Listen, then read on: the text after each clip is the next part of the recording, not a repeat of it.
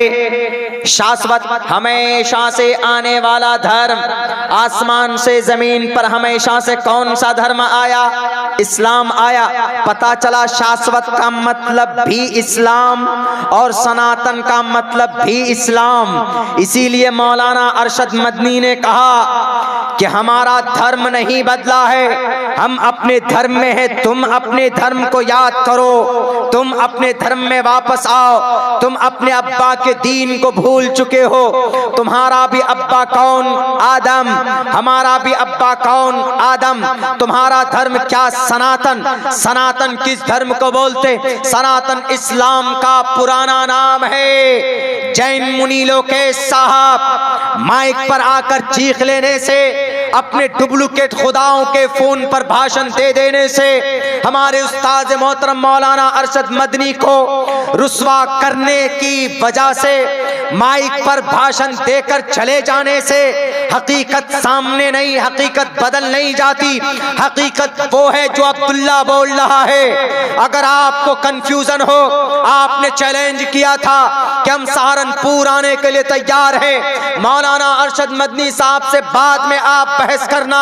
पहले आओ मौलाना अरशद मदनी के शिष्य से, उनके तालिबे इल्म से, उनके स्टूडेंट से। अगर आपको यकीन ना हो कि मौलाना की बात गलत है, मौलाना ने जो कहा था कि जिसको तुम लोग मनु बोलते हो उसको हम आदम बोलते हैं, इसमें कोई गलती नहीं थी। अगर आपको दलील चाहिए जैन मुनि लोकेश साहब, उठाओ अपनी भविष्य पुराण जिसके अंदर लिखा हुआ है ओम और हवियवती विष्णु के गीली मिट्टी से पैदा हुए। प्रधान नगर में एक कोने में उन दोनों को, ओम से मुराद आदम है, ओम को और हवियावती को हम अम्मा हव्वा बोलते हैं। आपके भविष्य पुराण में हवियावती लिखा हुआ, हम आदम बोलते हैं। आपके भविष्य पुराण में ओम लिखा हुआ। ओम और हवियावती विष्णु के गीली मिट्टी से पैदा हुए। विष्णु ने अपनी गीली मिट्टी से पैदा किया। विष्णु मीन्स रब, और आदम को भी रब ने पैदा किया। सेम मैच करता है। देखो जो मैसेज मौलाना ने कुरान के जरिए से बयान किया है, वो मैसेज तुम्हारी किताब में भविष्य पुराण में मौजूद है। इसीलिए मुंह में पट्टी बांध कर उल्टी सीधी बात करने से बात हकीकत छुप नहीं जाती। अगर यकीनन तुम्हारा ज़मीर जिंदा है, तुम अपने नेताओं को खुश नहीं करना चाहते हो, बुलाओ, बताओ तुम कहां बुलाते हो। मैं आऊंगा, तुम्हारी धर्म ग्रंथों से बात करूंगा। मैं नहीं पढ़ूंगा कुरान को, मैं भविष्य पुराण पढ़कर बताऊंगा। मैं गुरु पुराण पढ़कर बताऊंगा कि जमीन पर सबसे पुरानी लैंग्वेज ओम की है और हवियावती की है। मलेच्छ भाषा कीर्ता तैन वैद वाक्य प्राण मुखा। आओ, जमीर जिंदा है तुम्हारा। यकीनन तुम्हारे पास अगर नॉलेज है तो आओ, नॉलेज की बुनियाद पर बात करना। हमारा कुरान झूठा नहीं हो सकता, हजरत मौलाना अरशद मदनी का स्टेटमेंट गलत नहीं हो सकता, इसलिए कि दलाइल की रोशनी में उन्होंने बात की है। मौलाना ने जो कहा कि हम जिनको आदम मानते हैं आप उनको मनु मानते हो, मौलाना ने कुरान की रोशनी में बात की, मैं वैद की रोशनी में तुम्हें बताता हूं। ओम और हवियावती विष्णु के गीली मिट्टी से पैदा हुए। प्रधान नगर में एक जगह रखा गया उन दोनों को। भविष्य पुराण का यह वाकया बता रहा हूं। आदम और हव्वा को पैदा करने का तज़किरा भविष्य पुराण में। ओम और हवियावती विष्णु के गीली मिट्टी से पैदा हुए। प्रधान नगर में उन दोनों को रखा गया। तभी फौरन कली, सांप कली की शक्ल में नमूदार होता है, यानी शैतान राक्षस सांप की शक्ल में नमूदार होता है।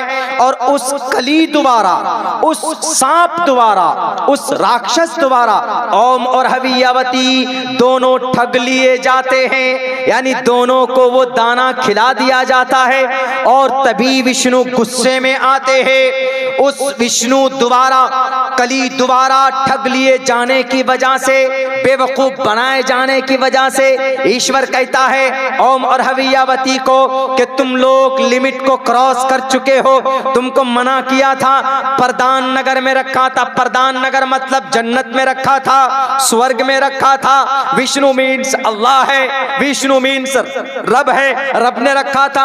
अब तुम लोग एक काम करो, तुमने खिलाफ वर्जी की है, ईश्वर के उपदेश को नहीं माना। अब तुम लोग प्रधान नगर से दुनिया में जाओ। प्रधान नगर से उन दोनों को दुनिया में भेजा गया। बताइए यही वाकया कुरान में है कि नहीं है? आदम का अल्लाह तबारक व तआला वेदों में क्या कहा?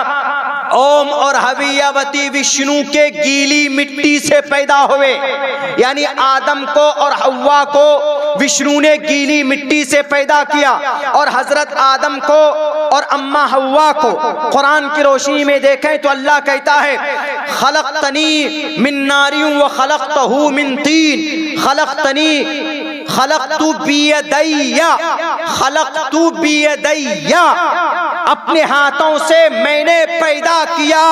अल्लाह कहता है किनको? आदम की शक्ल को अपनी हाथों से, अल्लाह कहता है। और वहां क्या कहा गया? विष्णु के गीली मिट्टी से। विष्णु मीन्स रब्बुल आलमीन। विष्णु के गीली मिट्टी से आदम हव्वा पैदा किए गए। यहां कुरान कहता है कि अल्लाह साफ मिन सलसालिन कल फख्खार, मट्टी गोद कर उसको जमा कर दी जाती है। फिर कुछ दिनों बाद उसका ढांचा बनाया जाता है। उसके बाद फिर ढांचा बनाने के बाद सूर फूंकते हैं, उसमें जान आ जाती है।